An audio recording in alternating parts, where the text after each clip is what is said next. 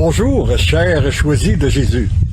Aujourd'hui, c'est par une belle journée ensoleillée, dans un endroit, comme vous pouvez le constater, de campagne, un petit endroit que j'aime beaucoup, où nous nous retrouvons où nous vous accueillons pour partager les merveilles de Dieu.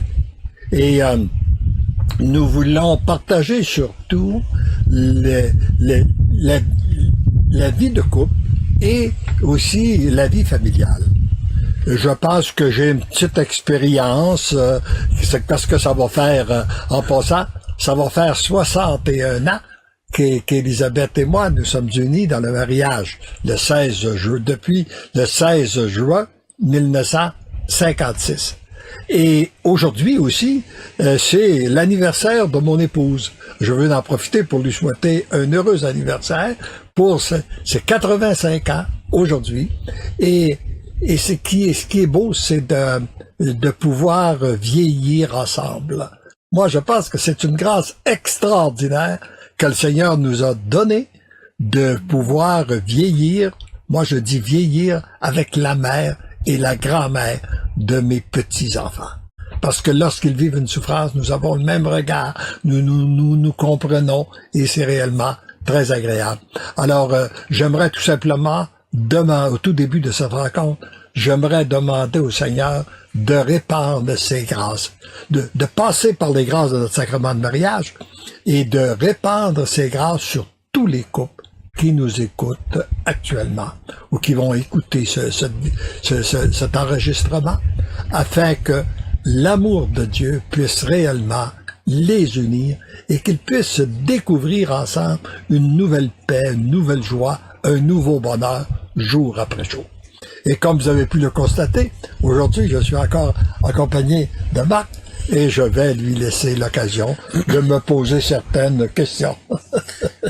Ben, c'est très intéressant d'être à l'extérieur parce que dans les dernières semaines, vous l'avez constaté, on a été devant le feu de foyer et là, nous avons une très agréable brise dans le bois. Alors, c'est très intéressant et nous sommes privilégiés de pouvoir être avec vous ici. J'ai commencé la lecture, Monsieur Lachance, du petit livre que vous m'avez recommandé du pape François, son exhortation apostolique sur la joie et l'amour. Et bon, je me suis fié un peu, j'ai écouté le pape, je suis allé morceau par morceau pour pas tout le lire d'une traite parce qu'il y a beaucoup d'enseignements là-dedans. C'est quelque chose d'assez abondant. Et vous parliez tout à l'heure dans votre introduction de la beauté de pouvoir vieillir avec la personne qui est la mère de vos enfants, la grand-mère de vos petits-enfants. Et vous avez ajouté de confronter les difficultés ensemble. Oui. Et ça, on le voit dans ce document-là où il fait mention du fait que ce sont les parents qui sont les premiers enseignants, les premiers professeurs dans la vie des enfants au niveau de la foi, mais surtout également au niveau de l'amour.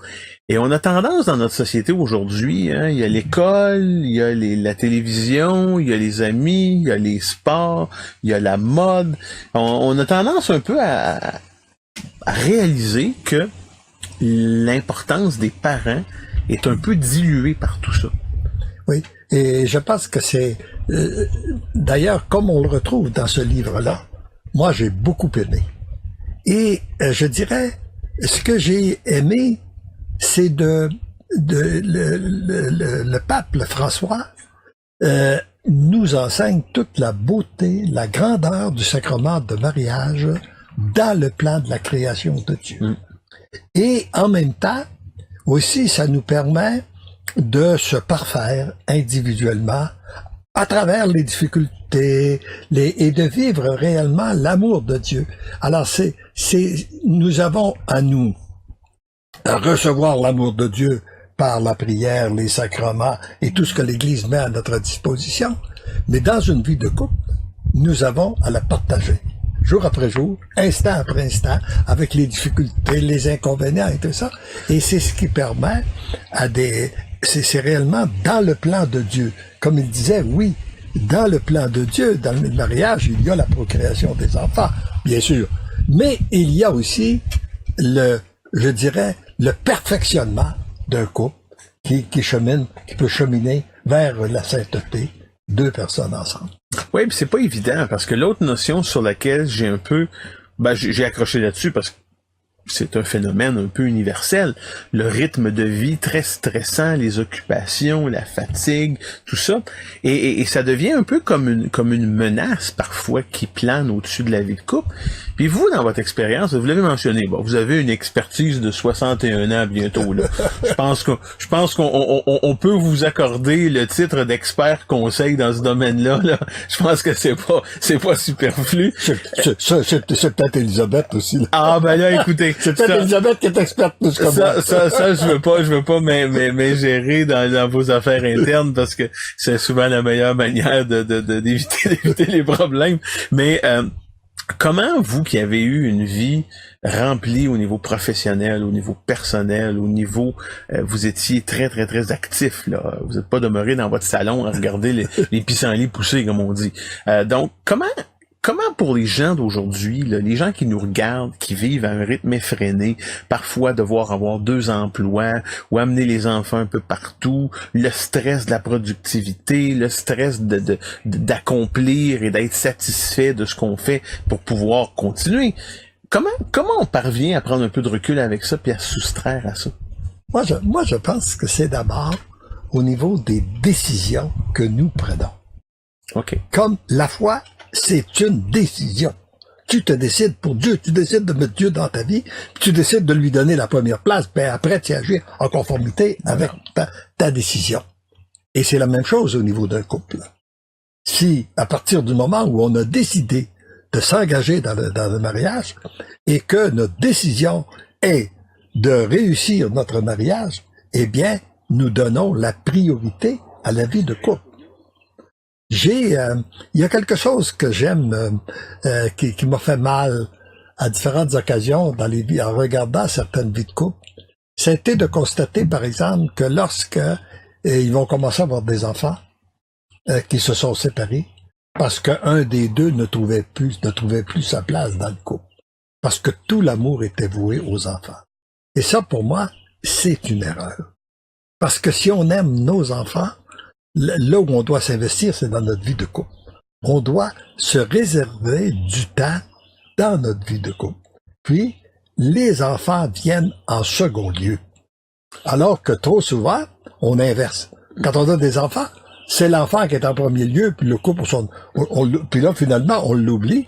Et les gens qui ont oublié aussi leur vie de couple, durant le temps qu'ils ont élevé leurs enfants, quand ils se sont retrouvés tous les deux, que les enfants étaient partis, ça a été une vraie crise. Il y en a plusieurs même qui ont éclaté à ce moment-là, parce que ils sont aperçus qu'il n'y avait pas entretenu leur amour. Alors, d'abord, moi, je dirais, c'est une décision, puis c'est de pas inverser les priorités. Moi, pour c'est clair, dans ma vie, la priorité, c'est ma relation avec Dieu. En deuxième lieu, c'est ma relation avec Elisabeth. Les enfants, puis viennent en troisième lieu, puis après ça, les affaires, et puis le reste. Mais c'est facile. L'engagement social et tout ça, ça vient par après. Mais vous savez, c'est facile d'être submergé par ce modèle-là, parce que les enfants, ça peut devenir très prenant. Il y a beaucoup d'occupations, il y a beaucoup de responsabilités.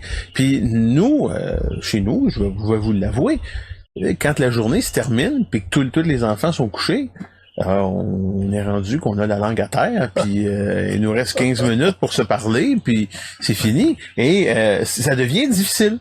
Ouais.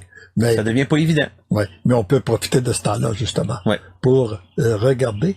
Et c'est aussi de prendre un certain temps pour être capable de faire une rétrospective en soi, et puis d'avoir un temps de réflexion, je dirais, à chaque jour, pour dire, ma vie, est-ce qu'elle se déroule comme je veux qu'elle se déroule? Est-ce que j'agis selon mes priorités, selon mes choix, ou si je me laisse emporter, comme on le disait, je pense, la semaine dernière, emporter par le grand courant. Les grands courants, oui. Les grands courants de passer du monde. Puis les courants sont forts. Et ils causent. Puis ça, je l'ai lu avec beaucoup d'intérêt dans l'exhortation du pape. Je prends la peine de citer parce que je veux vraiment bien le transmettre.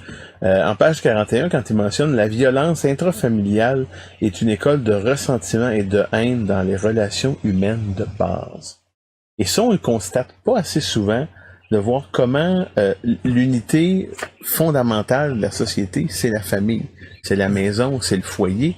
Et lorsque prévaut un climat difficile, ça a des répercussions. Puis je sais qu'on en parlait à un moment donné dans une discussion qu'on a eue à l'extérieur de la caméra, mais de comment ça peut engendrer des choses difficiles.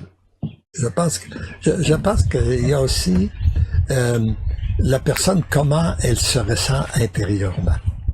Ça, c'est que, je dirais, tu sais, on a parlé du mal de l'âme. Les gens qui sont pas heureux à l'intérieur d'eux-mêmes, eh bien, cela les conduit à avoir une relation plus difficile avec les autres. Alors donc, d'où l'importance de rétablir la paix en soi, d'avoir la paix avec notre Dieu, pour après ça, répandre la paix dans notre vie de couple. Et puis, la vivre à l'intérieur de la vie de couple. Puis après ça va s'étendre chez les enfants, et puis ça peut rayonner aussi autour de nous, là, sans trop qu'on s'en rende compte. Oui, effectivement, parce que moi je l'ai vécu personnellement. Dans un divorce de parents, s'installe un climat d'adversité, de méchanceté, et avouons-le, de haine. Puis ça vient, moi j'ai l'impression que si les gens mettaient la même énergie à rester ensemble, puis à bâtir leur relation, qui en mettent à se détester quand ils sont plus ensemble, ça serait tellement magnifique. Je pense que la séparation, c'est le chemin de souffrance que souvent les gens prennent. Hein? Alors que, comme tu dis, s'ils investissaient, réinvestissaient dans le pardon, et puis l'unité, c'est que le pardon à soi-même, puis le pardon aux autres. C'est pas pour rien que le Seigneur nous a donné en héritage, parmi tous les trésors que Jésus a donnés à son Église, il y a le sacrement du pardon. Parce que lorsqu'on se sent coupable, on arrive à s'auto-détruire. Et lorsqu'on ne pardonne pas, c'est pas aux autres qu'on fait mal, c'est à soi-même. Alors là, ce que tu parlais tout à l'heure, qu'il y a des gens qui entretiennent la haine, et puis tout ça qui se séparent, ben à ce moment-là, c'est pas au couple, c'est pas à l'autre qui font mal. C'est à eux personnellement qui continuent continuellement à se faire mal. Alors ça, ce sont des fondamentaux. Et malheureusement, c'est que la société ne véhicule pas ces valeurs-là. Non, il y a pas, non. Et puis on le voit très bien dans l'exhortation apostolique. Au début, moi, j'ai complété les 2 chapitres parce que comme le pape nous le demande, je l'aborde morceau par morceau parce que je veux laisser le temps aussi, parce que naturellement, bon, je le lis parce que je veux qu'on en parle, mais je veux laisser ça me pénétrer un peu aussi parce que c'est aussi ça l'exercice. Et je constate à quel point, puis à différentes reprises, jusqu'à ce point-ci de ma lecture, je constate une vérité qui est très observable dans notre société, c'est que les institutions ne s'occupent pas de la famille. On s'occupe d'un paquet de choses, on vaque un paquet d'occupations sociales, environnementales, culturelles, économiques, mais je dirais que la famille, bon, soit on le prend pour acquis, ou soit c'est pas important. Et ça, c'est problématique. Oui, et c'est définitivement. Et ce qui arrive, c'est que à ce moment-là, c'est que lorsque la famille est malade, elle produit des êtres malades, jusqu'à un certain point, et qui, à leur tour, ont des chances de reproduire d'autres êtres malades si on prend pas le temps de se réconcilier avec Dieu. Mais peu importe, le message que c'est important aussi de passer là, c'est que peu importe ce qu'on a vécu, peu importe les souffrances qu'on a, même si on n'a pas été aimé comme on aurait dû l'être, etc., que nos parents se sont séparés, qu'on a vécu cette souffrance-là, il est toujours temps de se réconcilier avec Dieu. Dès qu'on se décide, et c'est une décision qu'on peut prendre à n'importe quel moment de notre vie et qui vient de changer beaucoup de choses. Et c'est assez radical ce que vous mentionnez là, parce qu'on a l'impression souvent dans la vie que, bon, pas nécessairement que tout est fini, mais on a l'impression que les choses sont irréparables. On a l'impression que c'est impossible de revenir en arrière. Puis là, ce que vous dites, c'est assez fantastique parce que ça nous donne à croire que même si on est rendu à 77 ans, on est capable de repartir sur le bon chemin. Définitivement. Définitivement, il n'est jamais trop tard.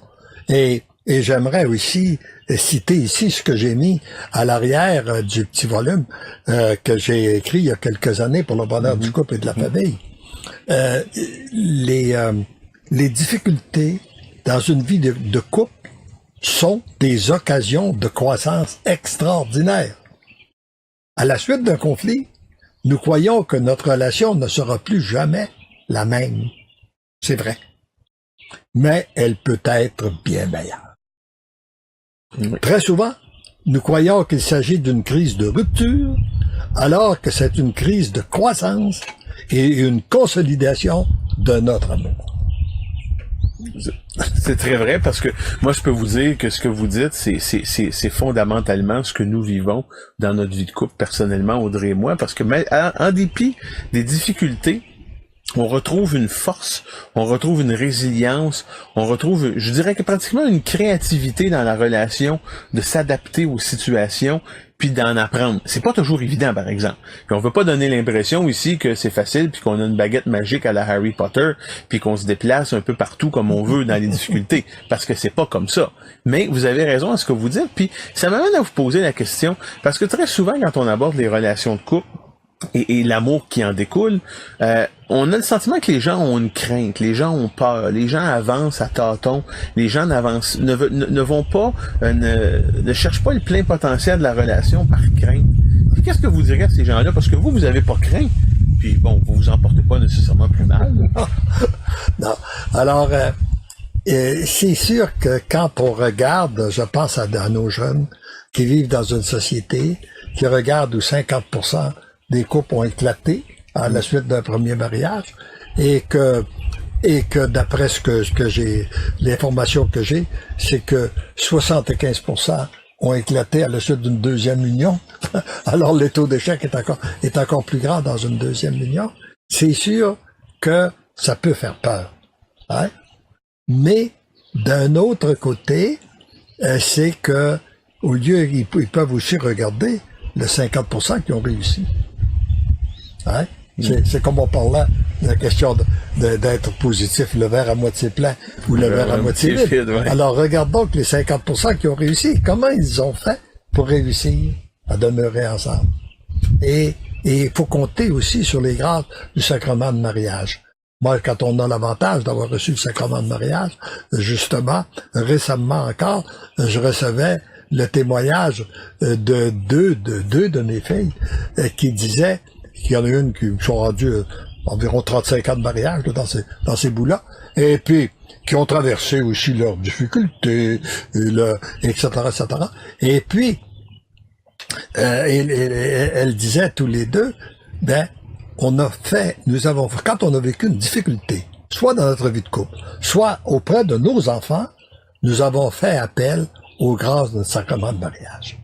Et à chaque fois, nous nous sommes aperçus que les grâces venaient nous aider à passer à travers cette difficulté-là. Et moi, ce que j'ai aimé à dire, parce que, tu sais, lorsqu'on est parent, on demeure parent tout le temps. Alors, les enfants, ils auront bien beau, à un moment donné, ils vont se retrouver, mariés, ils vont trouver, quand ils vivent une difficulté, ils vont venir voir papa, ils vont venir voir maman, pour voir qu'est-ce que c'est. Et puis, moi, quand ils ont rencontré des difficultés, et puis qu'ils sont venus nous voir, et puis, peu importe ce qu'ils nous ont raconté sur qu'est-ce que le conjoint faisait et tout ça, là, moi, je leur ai dit, il y a une chose qui est importante. Là, vous avez tous les deux un point en commun. Vous avez des enfants et vous les aimez. Et le plus gros cadeau que vous pouvez faire à vos enfants, c'est l'union de votre couple. Ça, c'est le plus beau cadeau. Alors là, vous devez vous investir pour vos enfants. C'est dans votre couple. Puis, là, tu trouves qu'il y a bien des choses qui te déplaisent. Ben, tu l'as choisi parce que tu l'aimais. Tu as une belle occasion pour te dépasser dans ton amour. Dépasse-toi dans ton amour. Aime-le avec avec son mauvais caractère.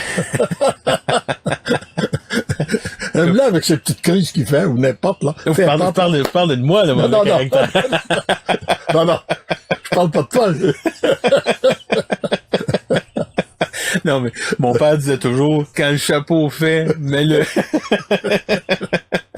Mais enfin, écoutez, vous avez... De toute façon, en parlant de mauvais caractère, hein, sais que le chef de notre église, Saint-Pierre, ça là, il avait pas trop un bon caractère, puis le Seigneur l'a choisi pour être chef de notre église. Alors, faut pas se déprécier parce qu'on a un mauvais caractère. Alors, j'éloigne de moi le désespoir. Il y a une figure emblématique pour m'inspirer. Écoutez, vous avez répondu à une de mes questions que je voulais vous adresser par rapport à la vie de mariage et la vie de couple. Mais j'aimerais savoir si nos amis ont des commentaires ou des questions, salutations et autres, parce que, bon, naturellement, on a toujours beaucoup de plaisir quand on discute entre nous, mais il faut pas oublier que nous sommes ici pour vous. Oui. Alors bonjour tout le monde, j'espère que vous allez bien. Écoutez, en partant, on aimerait s'excuser là pour la qualité de l'image, les images qui figent, mais on est très heureux de savoir que vous nous entendez tout de même et que vous êtes à l'écoute, donc on va tout faire à notre possible là, pour remédier à la situation. Mais sinon, les gens trouvent que le sujet d'aujourd'hui est très intéressant. Puis on n'a pas de questions par contre, mais il est vrai que lorsqu'on parle de famille et d'amour et de couple, tout ce que vous dites est très pertinent. Donc je vais vous laisser là-dessus en vous remerciant d'être encore à l'écoute. Donc, lâchez pas. Ça va bien? On est fait fort. Mais il y a aussi un autre aspect qui m'a frappé dans l'exhortation apostolique, et lorsqu'on mentionne que la force de la famille réside essentiellement dans sa capacité d'aimer et d'enseigner à aimer. Aussi blessée soit-elle, une famille pourra toujours grandir en s'appuyant sur l'amour. C'est exactement ça. C'est quelque chose. C'est quelque chose qu'on n'a pas. Moi, je pense que on n'a pas compris dans notre humanité. Je pense qu'on n'a pas encore compris la puissance de l'amour.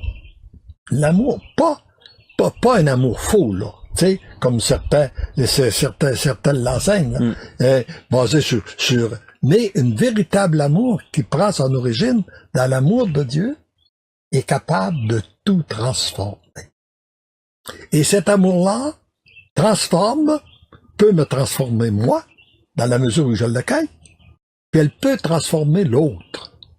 Et comme il est dit, à partir du moment où on pardonne à l'autre et on prie pour l'autre, et comme il est dit dans un des volumes, pour le bonheur des miens, mais choisis Jésus, tu peux pas te baser sur ce qu'était ton épouse hier pour savoir quel va être son comportement aujourd'hui.